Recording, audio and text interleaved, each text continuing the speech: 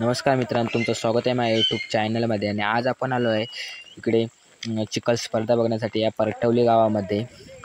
तर इकडे आता थोड्याच वेळात गाडी सोडणार आहे. तर मग बघूया. इकडे सगळा बैलांचा बाजार भरला आहे आणि पहिलीच गाडी पळवली आहे.